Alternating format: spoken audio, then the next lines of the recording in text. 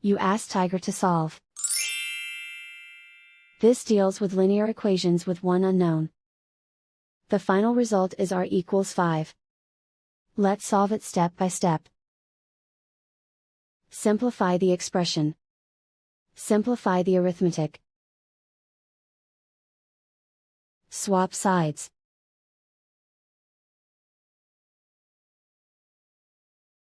Group all constants on the right side of the equation. Add 1 to both sides.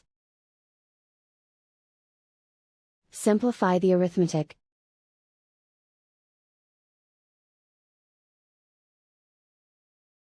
Isolate the r. Divide both sides by 2. Simplify the fraction. Find the greatest common factor of the numerator and denominator.